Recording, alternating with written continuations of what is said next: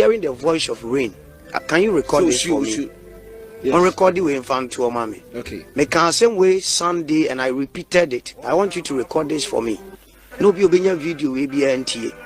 Make the same way say I am hearing the voice of rain. Eli.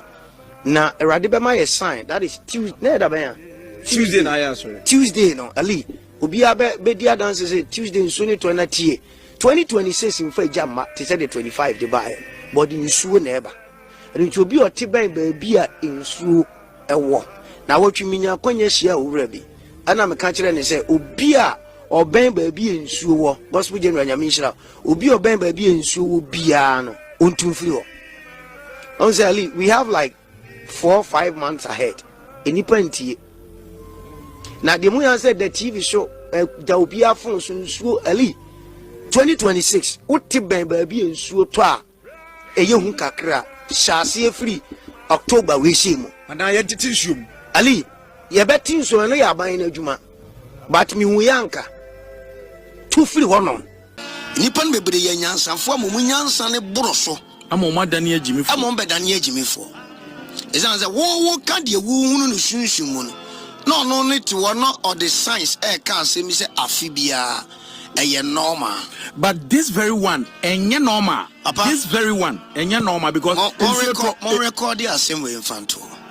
Emame. You were the month of June, and Americans, more recording to a go Dubai. Omukroni show be chimumi and South family. Dubai. Aye. Dubai, ya, Dubai, ya, Obi. I koji any Dubai. Insuring for crony no. This year, insuring a beton. Minka said the atono, the Everton and started. Oh, sir. The Everton and started. I know by a dear Chedi. Where you bought.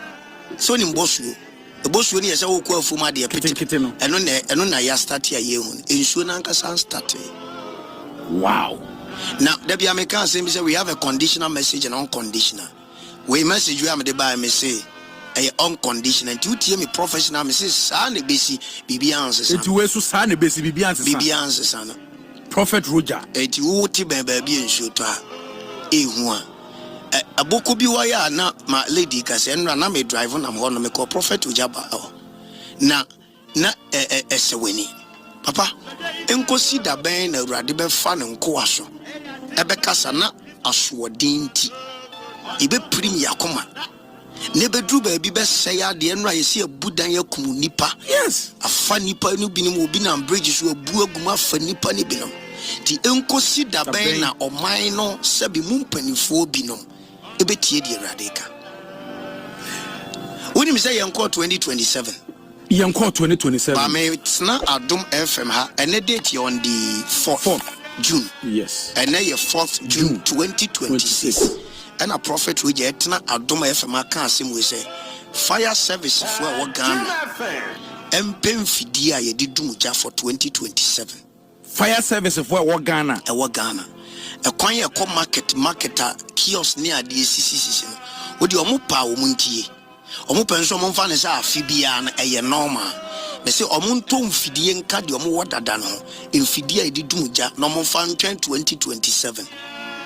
Ishira ben Awurade ishira oman ni bio so obedum obi obehunu de wo yanim. Na waka ma yada ye ho so. The 27 no. January, February, March, April. Yemwa ye ho.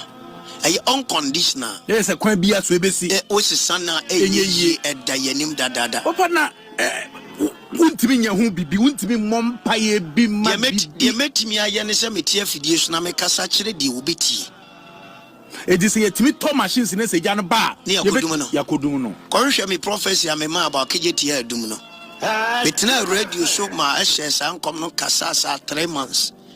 Sekejeti dum bize techi wonom no se hwahye empani mekanya bodate e jana beshi to so ye unconditional wonim obi frame me na me peke no se prophet Roja ni na msenza ye huhuhu wa yi bi ni nam social media se asa wo hihye nkombina ye hwe eda wo benya ho bo modern fa hase na ye hunu de be nam so ye jimefo se ye wo sofo a ka be fa fun afre na kan kwase ase wo ya kire on problem e wono no papa me kan ya se jani unity a obi antimi num na gise jana nkasa hye we say obehune atratra ho saa said ye ken ye almost 1 year. Yeah, wouldn't say fire service ni bi omo machine Me say yes fucking the same papa enye adwuma me din the prophet Roja me say 2027 me sere Ghana ban mu mpanifo say omo mpem fidi a fire service for the year adwuma engu won twen afofoforo na eda yanim no ano de bia am ka say ye mpanifo bi be ma ye kwanya say ya anka odifo die na da o man nanim ye ka wi anya ma miska o papa we na da yanim ti mpanifo munye A B C D ba de o mu ne ye say ono ne bode ne sofo aba we de ne sofo aba nti ukura de o ye ne ho ye obi ahi no etinya asam na ye nipa ahi wa wu nipa dua na ye obi ahi na hwese ma bode almost 1 year say de wote man ba bi ensuo to a eyirin ontu woyɛ akwankyerɛ nyɛ wote gatemu a matisho bi sɛ aban mu fo mra wombɛba de womba benso mba begina bɛhyɛ bɔ ɛbɛbra mo nkyɛnse ne abrɛ mo rɔba ne edi kokogum ne bi no ɛsɛ da sesa nkrofo buta nyina de kɔ ɛsɛ na ɔka sɛ akurugu mra na me ka metim sɛ akurugu ba ɔbɛɛde no ne bata karikura ayera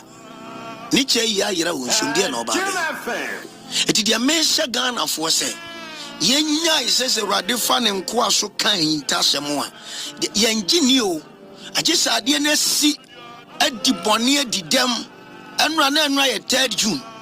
It's true. Men kai Ghana for yaw. I think that either 10 or 13 years ago, the same 3rd June. 11 years ago. 11 years ago, enra was 3rd June.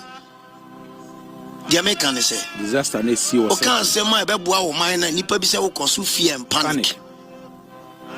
So what does need in a busami no aboma ni sika mu adi sika no wono no nkoso fear and panic but the American be kɔ ye nuanu ma hiafo bi tete sɛ yɛn no yasum no na yatie na yɛde ayɛ adwuma no si fear and panic saa na wo hu no ma boda wuro saa for almost 1 year yemisa sɛ pani bɛn no wɔ Ghana wotimi fa afon ana wo fresh odifo Roja wa hyɛ mi kura wa kan yɛbɛhwɛ sɛ yɛbɛbɔ ho dawuro sɛ mo a mote bɛn baabi ensuo to yɛgye onyame difo nanim asɛm adi eti wote bɛn baabi ensuo to a yɛntie di onyame difo kan ni yɛntu mfiri hɔ nso mentra Ghana radio ni TV bebre so nka sɛ tem asase yɛda we yɛdi apia asase ne so no kre yɛmisa sɛ pani bɛn na ato ne nsa kora flo bi hwan na etie azim penifo bi kura so me enko wake up ya ye kwa akosan ye chi about 2 days ya imra na ye mebu nkompon ka sika se be kwabrane afa ho anya akwa akodie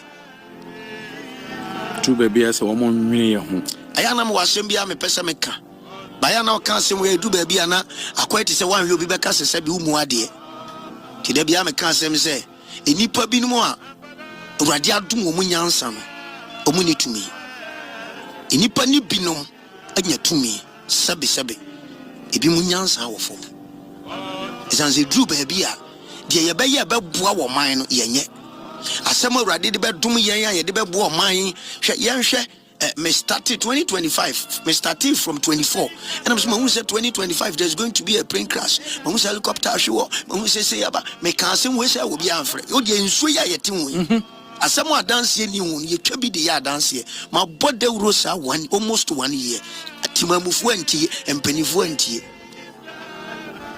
na the Americans wo muntie na me defo wo fidie su na nko fire service department prophet Roja na tie kase me say fire service for empanifu e wo Ghana se mu tie a o de muntaka interior minister anopai papa won kwaso amon fa asem yi nya agro e hye wase amon fa ni agro na ye hye nkom na ye hye nyi sika o ye kan de wo mu ni hunu ko wo de ani se obekwa akotena se no wa ye mra na ma yen ba ye nso du anadwo a ye ne Awurade kasa no wa kan de ni ma kire yen. And whether they agree or disagree, this country can never survive without men of God. Because here actually what my normal can. It is a radical and so can some na you moving in here. We leave it. Papa medase na se mpenifo ne ka no muntia yen wo ka ye beti me wo ka opi meti me listeners